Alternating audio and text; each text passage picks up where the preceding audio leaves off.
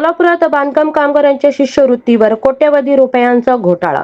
सोलापुरात 20 जणांविरुद्ध गुन्हा दाखल. सोलापूर जिल्ह्यातील बांधकाम कामगार कल्याणकारी मंडळाकडे नोंदणी असलेल्या कामगारांची मुले परराज्यात उच्च शिक्षण घेत असल्याचे दाखवण्यात आले आहे. तसेच तेथील महाविद्यालयाची बोगस प्रमाणपत्रे दाखवून अधिकाऱ्यांनीच कोट्यवधी रुपयांची शिष्यवृत्ती लाटल्याचा धक्कादायक प्रकार समोर आला आहे.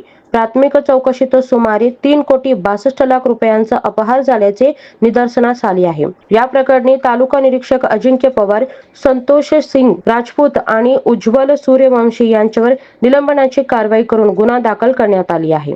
काय नक्की प्रकार आहे, काय सांगाल? आपल्या इथे भ्रष्टाचार झाल्याची माहिती तुम्हाला 3 कोटीच्या आसपासचा भ्रष्टाचार आहे, काय सांगाल? ही बातमी काही प्रमाणात खरी आहे.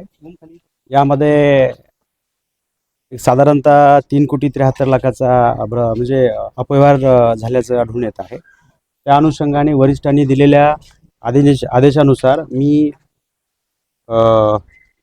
4 तारखेला पोलीस स्टेशनला गुन्हा दाखल केलेला आहे.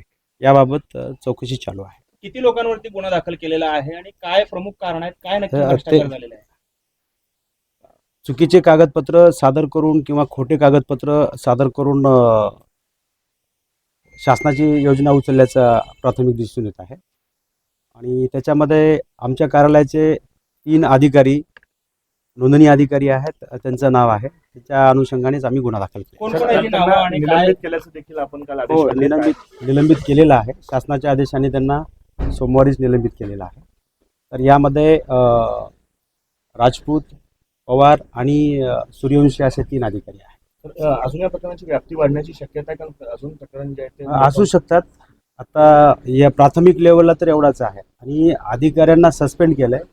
आता जो खरा दोषी आहे ते पोलीस तपास करेल आणि संबंधितावर काय असेल ते योग्य ते गुन्हे दाखल. कशा स्वरूपाचे मोडस होते, काय केलं एकंदरीत? आता याबद्दल मी आपल्याला जास्त सांगू शकणार नाही, पण एवढं सांगू इच्छितो की वरिष्ठांनी दिलेल्या आदेशानुसार संबंधितावर पोलीस गुन्हा वगैरे दाखल केलेला आहे आणि शासनाचा एक प्रयत्न आहे की संबंधित योजना कामगारापर्यंत स्वच्छ प्रतिमेच्या आणि कोणत्याही फसवणूक न करता पोहोचवण्याचा आमचा प्रयत्न आहे. तरी आज देखील एजंटांची जी एजंटीगिरी आहे ती दिसून येते. बांधकाम कार्ड काढण्यासाठी अमाप पैसे घेतले जातात आणि त्याला आपल्या अधिकारी असं असेल तर नाही, असं म्हणणं तुमचं खोटं आहे. असं असेल तर संबंधित व्यक्तींनी योग्य त्या प्राधिकरणाकडे तक्रार करून त्यांना रोखलं पाहिजे. नाही सर, या प्रस्तुत प्रकरणामध्ये खासगी एजंटांचा सहभाग असण्याची शक्यता आहे का? कारण बांधकाम कामगारांच्या नावावर तपासामध्ये जे सिद्ध होईल त्यानुसार संबंधितावर गुन्हा दाखल होईल.